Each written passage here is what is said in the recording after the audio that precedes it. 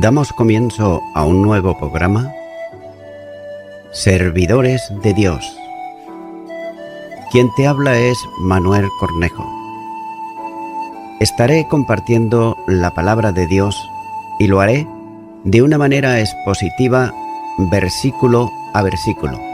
Y en esta ocasión será en el Evangelio de Marcos, capítulo 1 y versículo 4, donde dice: Bautizaba Juan en el desierto y predicaba el bautismo de arrepentimiento para perdón de pecados.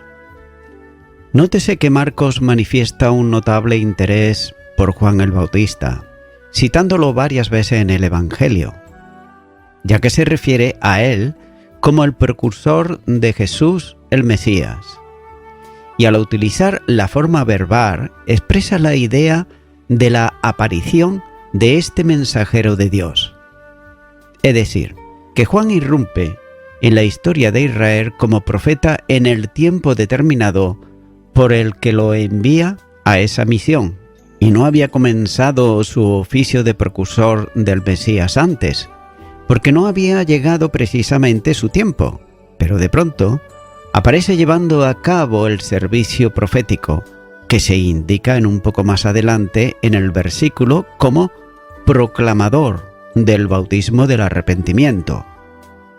Así pues, la misión de Juan se expresa con la forma literalmente el que bautiza, que aparecerá más adelante, por ejemplo, en Marcos capítulo 6, versículo 14 y versículo 24.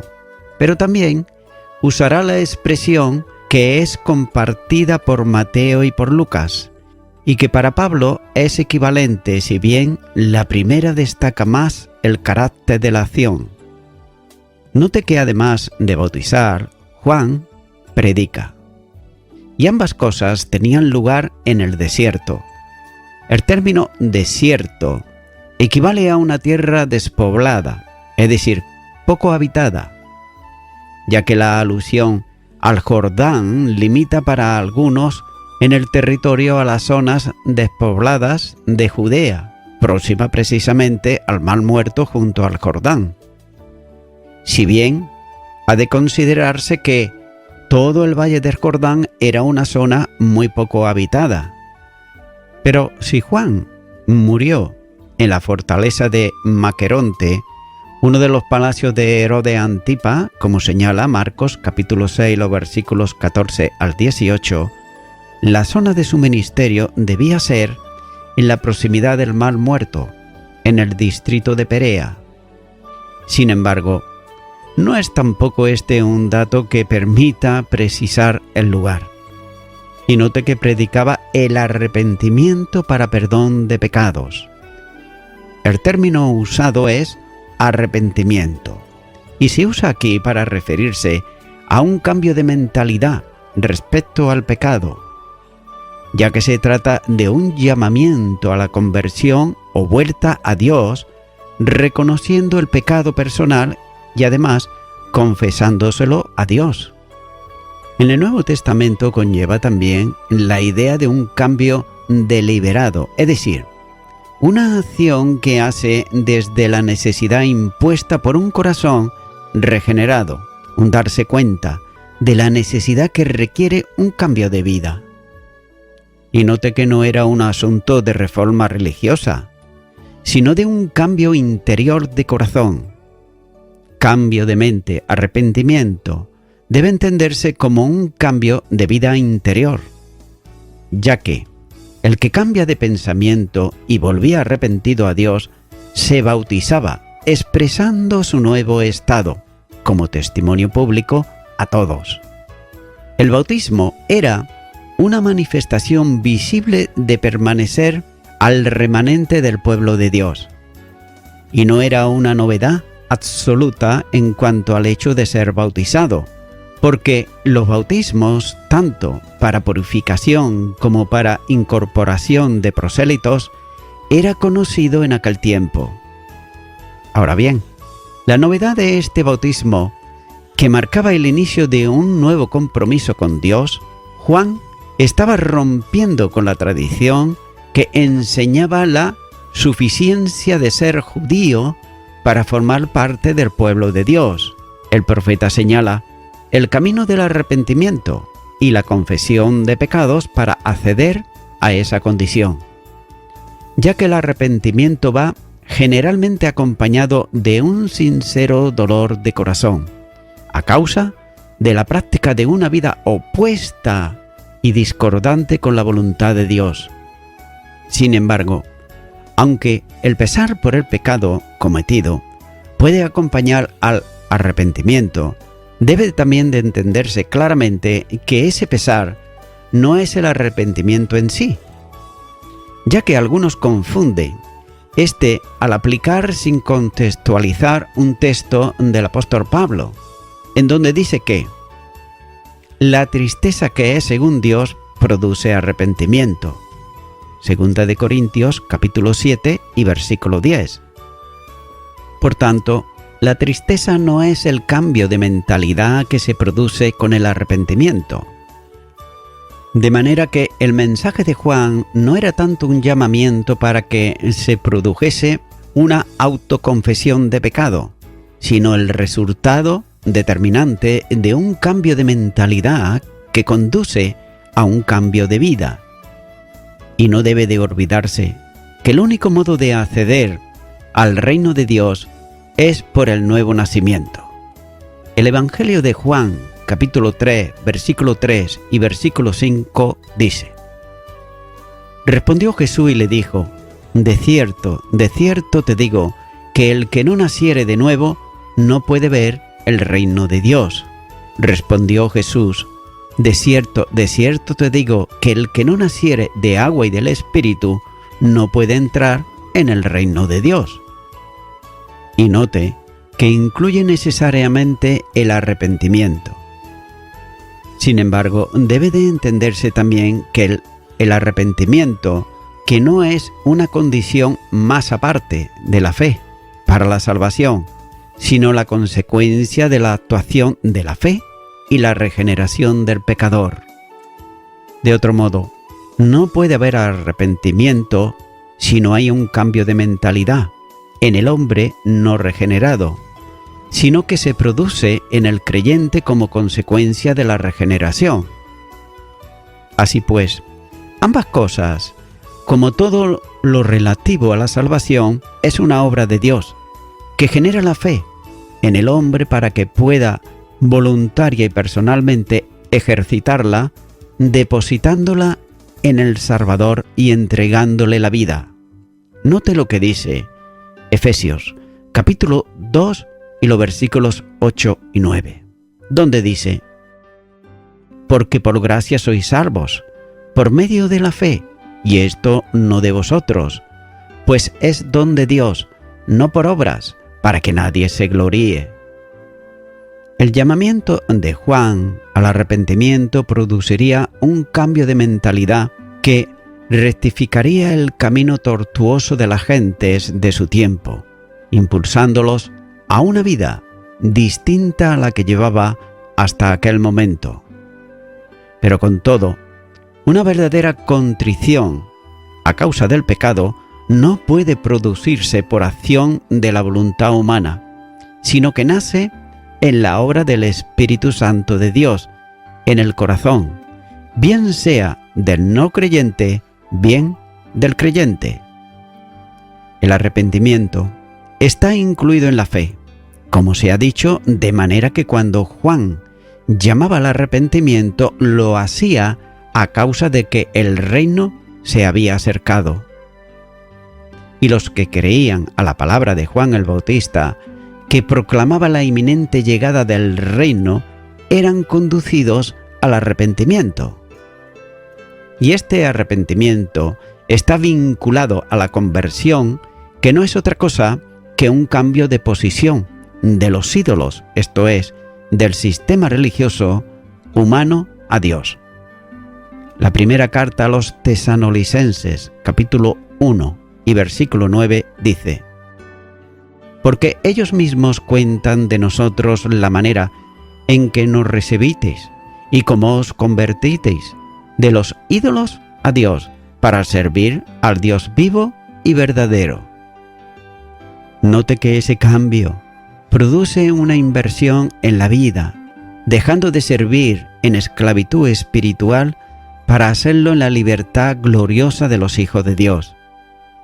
El arrepentimiento tenía especial relevancia en relación con Israel, pueblo bajo el orden del pacto que Dios había establecido para ellos y que culmina en el nuevo pacto de restauración espiritual por el nuevo nacimiento, como también dice el Antiguo Testamento en Jeremías, capítulo 31 y los versículos 31 al 34. Estar en consonancia con lo que Dios estipula en el pacto significa estar en una correcta relación con Él. Siempre el pecado restringe las bendiciones establecidas en los pactos. Por tanto, el arrepentimiento infiere un cambio de mentalidad que producirá un cambio de vida conformada con los principios demandados en los pactos que aún sigan vigentes para Israel.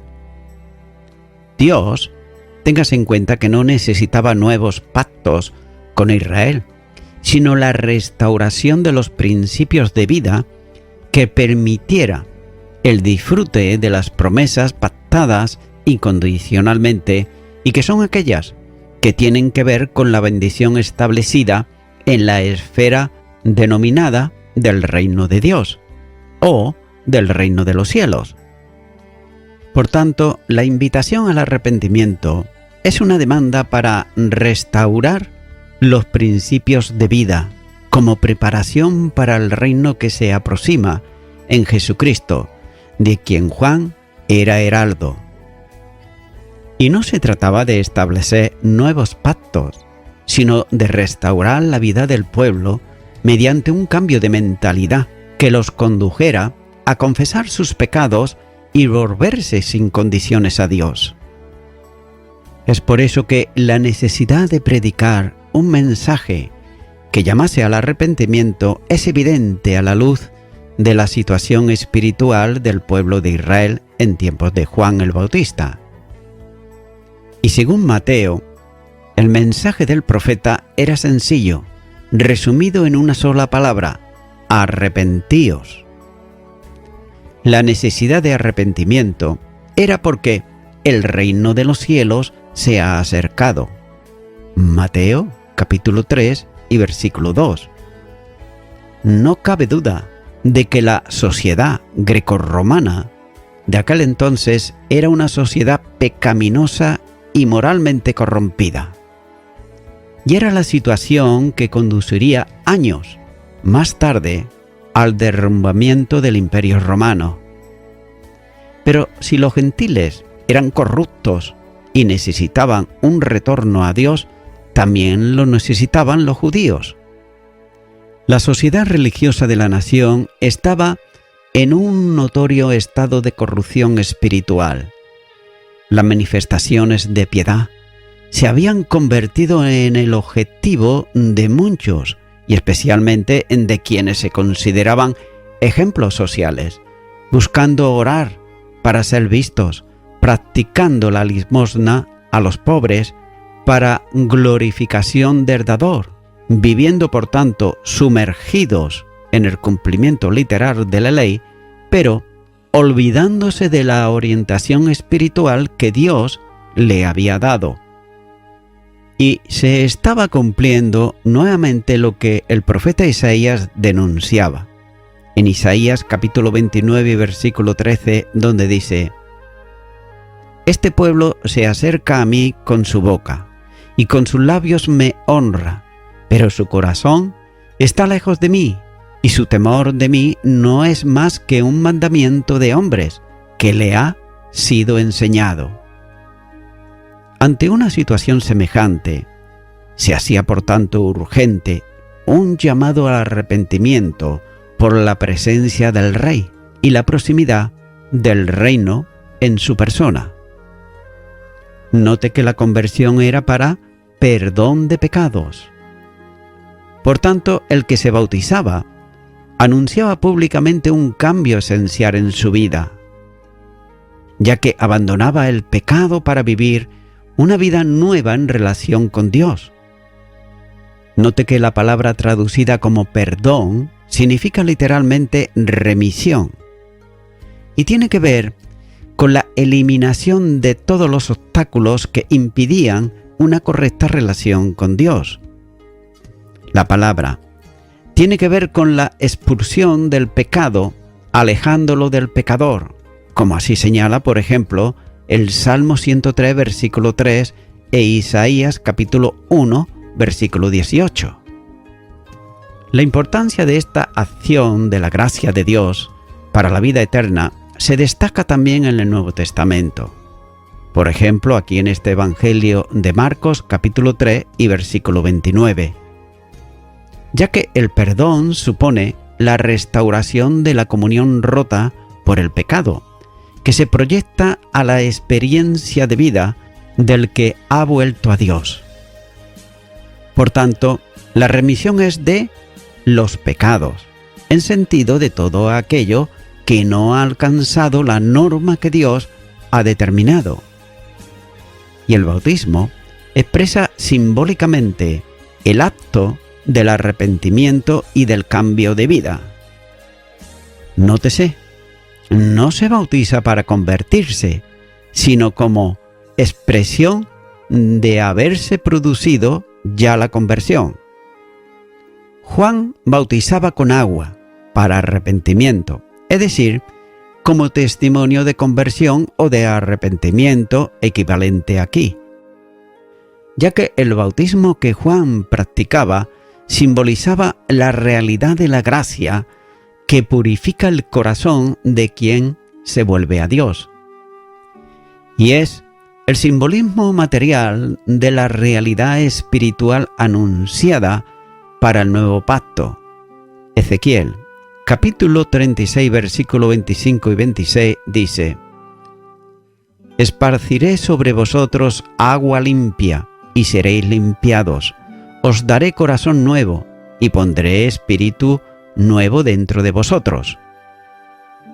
Una alusión al simbolismo del agua en el bautismo se menciona en la epístola también de los Hebreos, donde se lee en Hebreos capítulo 10, versículo 22: «Acerquémonos con corazón sincero, en plena certidumbre de fe, purificados los corazones de mala conciencia y lavados los cuerpos con agua pura». Por tanto, el bautismo de Juan expresaba simbólicamente la limpieza interior a que llegaba todo aquel que venía en arrepentimiento a Dios. Y esta es la clave de todo el mensaje y ministerio de Juan el Bautista, ya que no se trataba de una manifestación de arrepentimiento aparente, sino de un pleno que produce un cambio en la vida de las personas. Tampoco eran asuntos ceremoniales o religiosos que nos acercan a los hombres, a Dios, ni éste se complacía en ellos.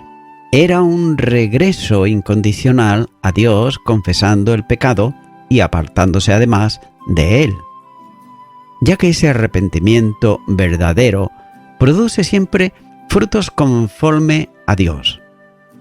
Y de la misma manera que la fe que salva y santifica se manifiesta visiblemente en las obras, así también el genuino arrepentimiento en fruto digno de él. Es semejante a la fe que salva y que por ello conduce a la experiencia no sólo de justificación, sino también de santificación, en un obrar propio de la verdadera fe que informa e impulsa la vida del convertido a Dios. Santiago 2:17 dice: «Así también la fe, si no tiene obras, es muerta en sí misma». No cabe duda de que, a la luz de la verdad revelada, el hombre no se salva por obras, sino por gracia mediante la fe. Pero no es menos cierto que, aunque nadie se salva por obras, todo salvo lo es para obras. Es decir, la verdadera conversión se manifiesta en una nueva forma de vida. ya que el mero deseo de bautizarse y el hecho de hacerlo por sí mismo no conduce a nada especial, ya que el verdadero arrepentimiento y el bautismo de Juan era expresión de aceptar la llamada al arrepentimiento y asumirlo sin limitación alguna. Debía producir evidencias de que había sido una realidad en el corazón, ya que tanto la fe como el arrepentimiento se conciben en el corazón por la acción del Espíritu Santo de Dios. No están verdaderamente arrepentidos aquellos que manifiestan pesar por el pecado, pero continúan cometiéndolo. Y también es necesario volver a recordar que hay quienes sienten remordimiento, pero nunca llegan al arrepentimiento, ya que la fe y el arrepentimiento no son actos puntuales, sino actitudes continuadas que informan y condicionan la vida. La conversión a Cristo produce necesariamente un cambio de vida semejante al demandado por Juan el Bautista para aquellos que venían a él para ser bautizados. Y el que cree recibe, por la acción del Espíritu, la regeneración espiritual y el nuevo nacimiento. Dios retira el corazón deteriorado por el pecado y coloca en su lugar un nuevo depositario del Espíritu Santo, que conduce la vida del salvo para un desarrollo conforme a la voluntad de Dios. Y todo lo que correspondía a la vieja vida es una naturaleza caída que da paso a algo nuevo en que se desarrolla y proyecta el modo de vida del creyente. Y este cambio es tan profundo y total que solo puede compararse a un nuevo nacimiento, que cancela la experiencia de vida anterior para dar paso a una nueva, de modo que para el salvo las cosas viejas pasaron y aquí todas son hechas nuevas. Segunda de Corintios capítulo 5 y versículo 17. Además, la carne producía antes obras de impiedad, contaminadas por el pecado, pero ahora el Espíritu Santo de Dios produce el fruto que manifiesta una vida radicalmente distinta, como señala Gálatas capítulo 5, versículo 22 y 23, donde no habla del fruto del Espíritu.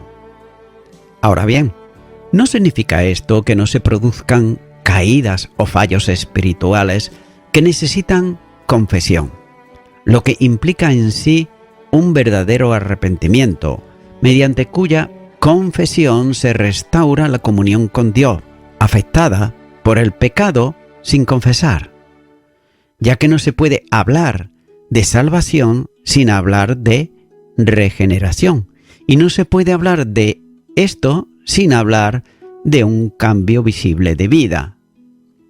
La fe que salva no es fe intelectual, sino una fe vivencial, es decir, no se recibe la salvación creyendo con la mente, sino con el corazón. Romanos capítulo 10, versículo 9. La vida cristiana no consiste en hablar de Cristo, sino en vivir a Cristo. Filipenses capítulo 1, versículo 21. El que está en Cristo ha crucificado la carne con sus pasiones y deseos. Gálatas capítulo 5, versículo 24. Y voy concluyendo con esto. Estimado y estimada oyente, Juan proclamaba el arrepentimiento, y este arrepentimiento no era una penitencia sentimental o una tristeza, sino un radical volverse a Dios, ya que sin esto el perdón de los pecados era y sigue siendo imposible. Téngase en cuenta que se requería de los convertidos al judaísmo, es decir, los prosélitos, entre otras cosas, que se bautizaran, pero lo hacían no recién nacidos, sino ya de mayores, es decir, con plena conciencia de lo que estaban haciendo, no cuando es una persona recién nacida, un bebé. Pero en Israel surgió de pronto un rústico profeta que exigía el arrepentimiento, el bautismo y la confesión de pecados, aún de los descendientes de Abraham. Amigo y amiga oyente, también es necesario en los días de hoy que el hombre y la mujer, para recibir el perdón de Dios, primeramente debe de arrepentirse de sus pecados, para así poder experimentar el nuevo nacimiento espiritual en Cristo Jesús. Es que por eso, mi amigo, mi amiga oyente, ahora tú puedes hacer una oración de arrepentimiento al Señor. Por tanto, yo te puedo guiar en esta oración. Repite y di conmigo. Señor Jesús, reconozco que soy una persona pecadora. En este momento me arrepiento de todos mis pecados. No quiero más andar en ellos. Y te recibo a ti, Jesucristo, como mi único y suficiente Salvador. En el nombre de Jesús. Amén. Amigo y amiga oyente, si tú has hecho esta oración de corazón, te recomiendo que comiences a orar a Dios, en primer lugar, en el nombre del Señor Jesucristo. Orar a Dios no es rezar, sino que es hablar con una persona. También te recomiendo que leas la palabra de Dios y lo hagas a diario. Comienza, por ejemplo, con el Nuevo Testamento. Y también, por último, te recomiendo que para que puedas crecer espiritualmente, te congregues en una iglesia cristiano-evangélica, donde se predique, se enseñe y se practique la sana doctrina y la palabra de Dios. Congrégate ahí y con el tiempo podrás crecer espiritualmente y también servir al Señor Jesucristo. Que Dios te bendiga. Y a toda la audiencia, nuevamente ya me estoy despidiendo de todos ustedes y será hasta el próximo programa. Que Dios os bendiga a todos.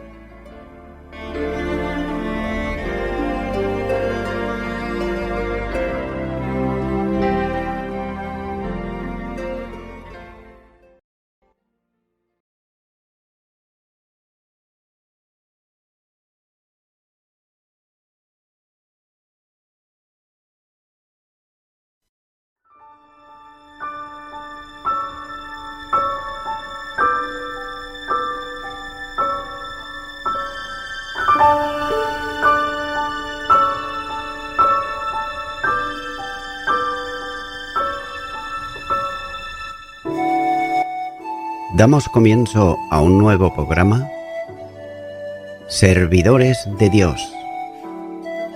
Quien te habla es Manuel Cornejo. Estaré compartiendo la palabra de Dios y lo haré de una manera expositiva, versículo a versículo. Y en esta ocasión será en el Evangelio de Marcos, capítulo 1 y versículo 4, donde dice: Bautizaba Juan en el desierto y predicaba el bautismo de arrepentimiento para perdón de pecados. Nótese que Marcos manifiesta un notable interés por Juan el Bautista, citándolo varias veces en el Evangelio, ya que se refiere a él como el precursor de Jesús el Mesías. Y al utilizar la forma verbal, expresa la idea de la aparición de este mensajero de Dios.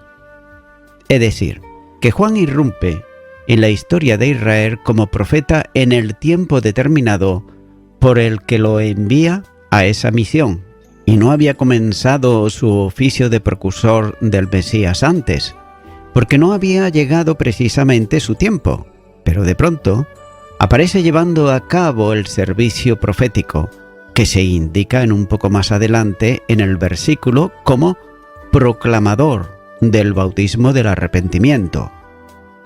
Así pues, la misión de Juan se expresa con la forma literalmente el que bautiza, que aparecerá más adelante, por ejemplo, en Marcos capítulo 6, versículo 14 y versículo 24. Pero también usará la expresión que es compartida por Mateo y por Lucas, y que para Pablo es equivalente, si bien la primera destaca más el carácter de la acción. Note que además de bautizar, Juan predica. Y ambas cosas tenían lugar en el desierto. El término desierto equivale a una tierra despoblada, es decir, poco habitada, ya que la alusión al Jordán limita para algunos en el territorio a las zonas despobladas de Judea, próxima precisamente al Mar Muerto junto al Jordán. Si bien ha de considerarse que todo el valle del Jordán era una zona muy poco habitada.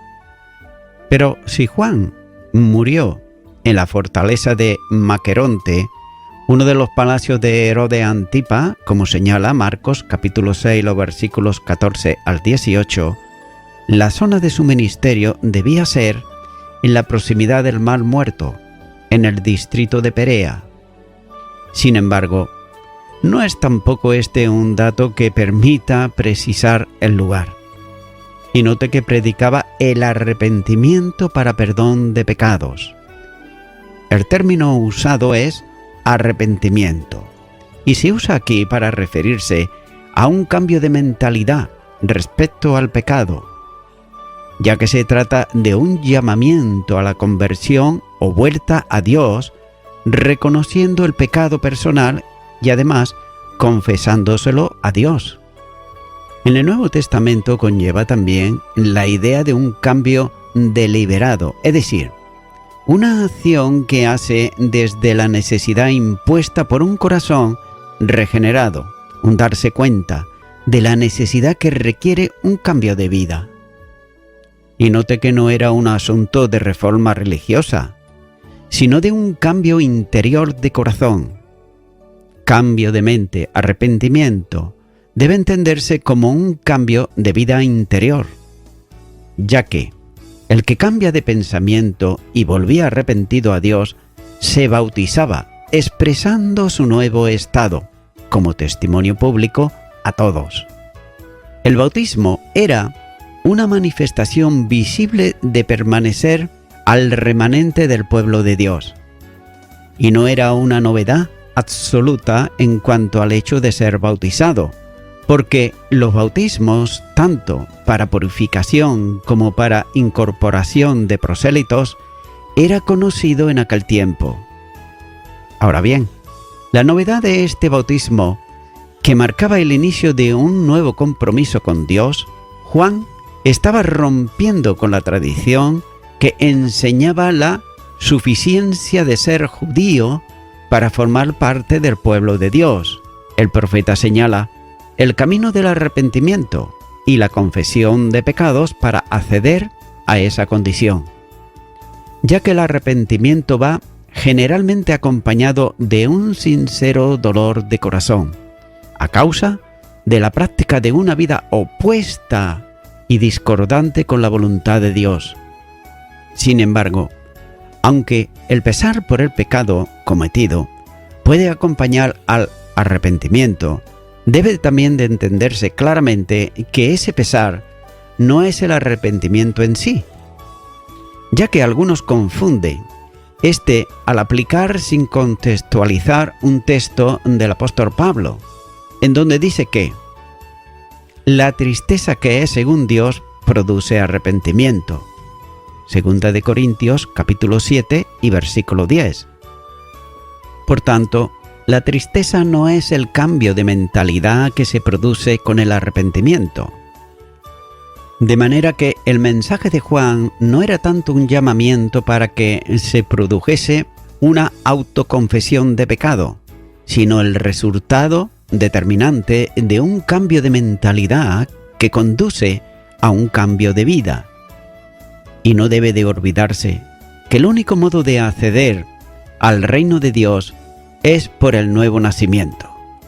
El Evangelio de Juan, capítulo 3, versículo 3 y versículo 5 dice: Respondió Jesús y le dijo: de cierto te digo, que el que no naciere de nuevo no puede ver el reino de Dios.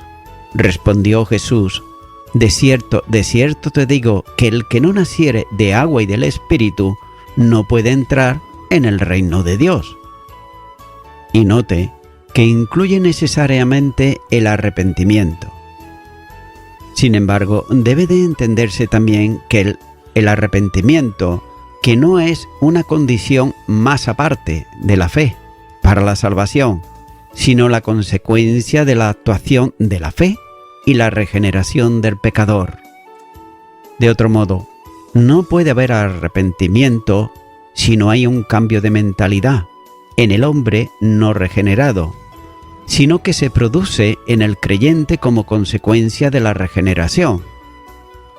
Así pues, ambas cosas, como todo lo relativo a la salvación, es una obra de Dios, que genera la fe en el hombre para que pueda voluntaria y personalmente ejercitarla, depositándola en el Salvador y entregándole la vida. Note lo que dice Efesios, capítulo 2 y los versículos 8 y 9, donde dice: porque por gracia sois salvos, por medio de la fe, y esto no de vosotros, pues es don de Dios, no por obras, para que nadie se gloríe. El llamamiento de Juan al arrepentimiento produciría un cambio de mentalidad que rectificaría el camino tortuoso de las gentes de su tiempo, impulsándolos a una vida distinta a la que llevaba hasta aquel momento. Pero con todo, una verdadera contrición a causa del pecado no puede producirse por acción de la voluntad humana, sino que nace en la obra del Espíritu Santo de Dios, en el corazón, bien sea del no creyente, bien del creyente. El arrepentimiento está incluido en la fe, como se ha dicho, de manera que cuando Juan llamaba al arrepentimiento, lo hacía a causa de que el reino se había acercado. Y los que creían a la palabra de Juan el Bautista, que proclamaba la inminente llegada del reino, eran conducidos al arrepentimiento. Y este arrepentimiento está vinculado a la conversión, que no es otra cosa que un cambio de posición de los ídolos, esto es, del sistema religioso humano a Dios. La primera carta a los tesalonicenses, capítulo 1 y versículo 9, dice: porque ellos mismos cuentan de nosotros la manera en que nos recibisteis y cómo os convertisteis de los ídolos a Dios para servir al Dios vivo y verdadero. Note que ese cambio produce una inversión en la vida, dejando de servir en esclavitud espiritual para hacerlo en la libertad gloriosa de los hijos de Dios. El arrepentimiento tenía especial relevancia en relación con Israel, pueblo bajo el orden del pacto que Dios había establecido para ellos y que culmina en el nuevo pacto de restauración espiritual por el nuevo nacimiento, como también dice el Antiguo Testamento en Jeremías, capítulo 31 y los versículos 31 al 34. Estar en consonancia con lo que Dios estipula en el pacto significa estar en una correcta relación con Él. Siempre el pecado restringe las bendiciones establecidas en los pactos. Por tanto, el arrepentimiento infiere un cambio de mentalidad que producirá un cambio de vida conformada con los principios demandados en los pactos que aún sigan vigentes para Israel.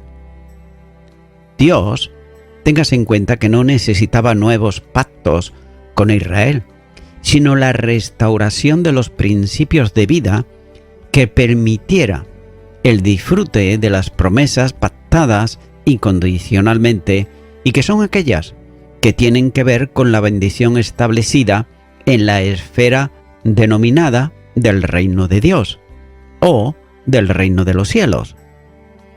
Por tanto, la invitación al arrepentimiento es una demanda para restaurar los principios de vida como preparación para el reino que se aproxima en Jesucristo, de quien Juan era heraldo. Y no se trataba de establecer nuevos pactos, sino de restaurar la vida del pueblo mediante un cambio de mentalidad que los condujera a confesar sus pecados y volverse sin condiciones a Dios.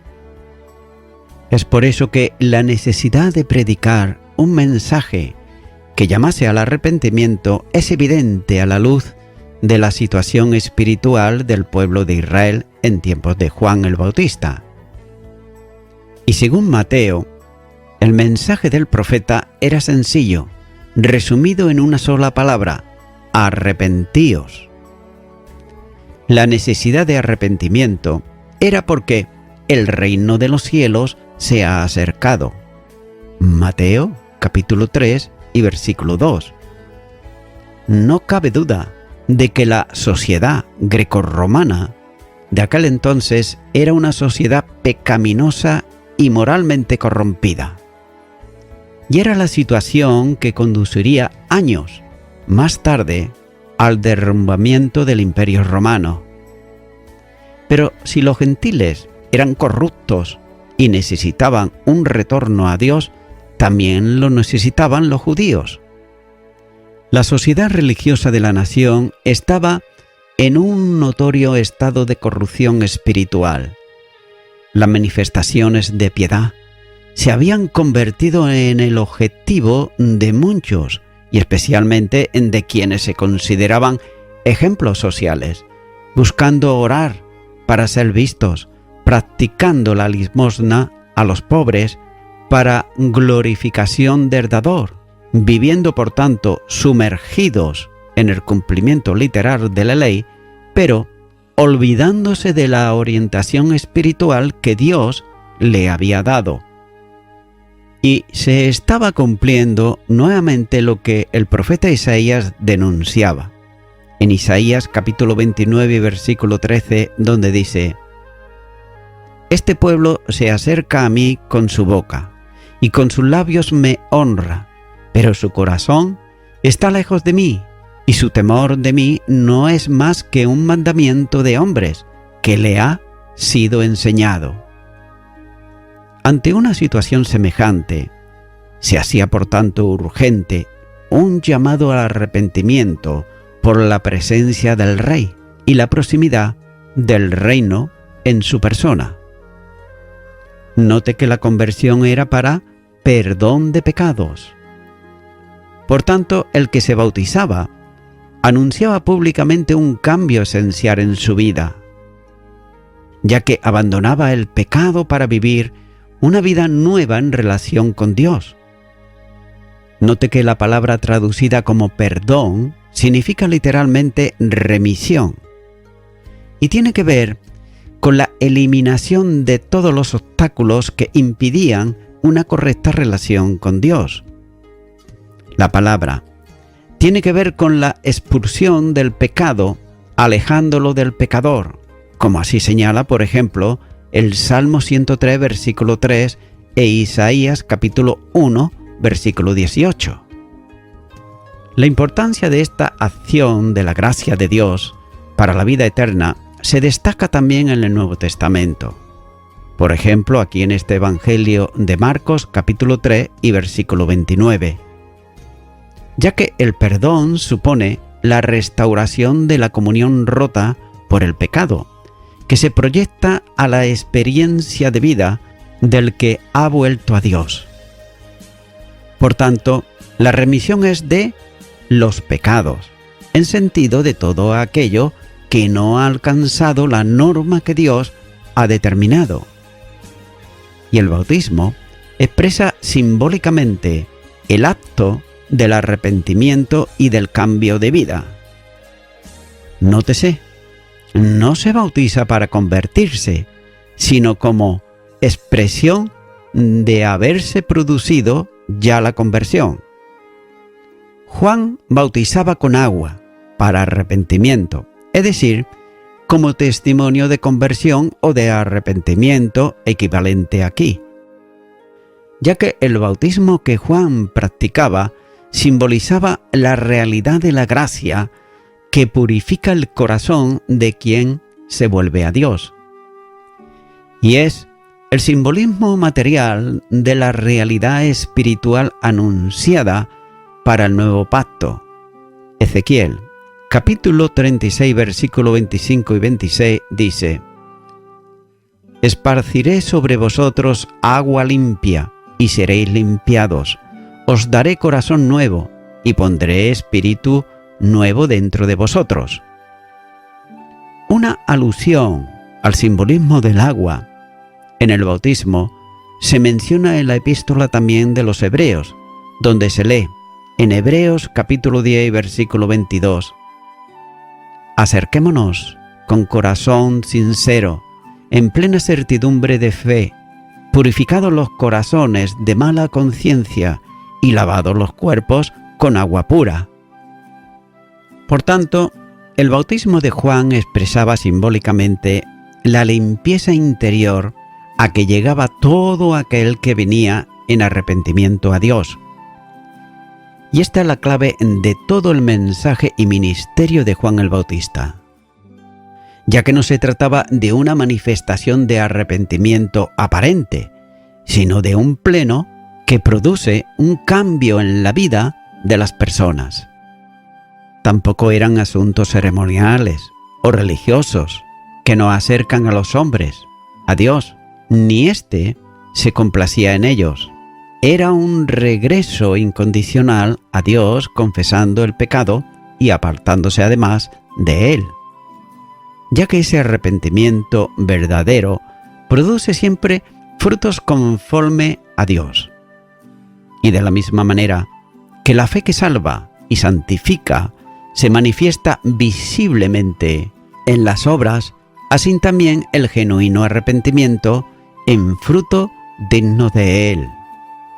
Es semejante a la fe que salva y que por ello conduce a la experiencia no sólo de justificación, sino también de santificación, en un obrar propio de la verdadera fe que informa e impulsa la vida del convertido a Dios.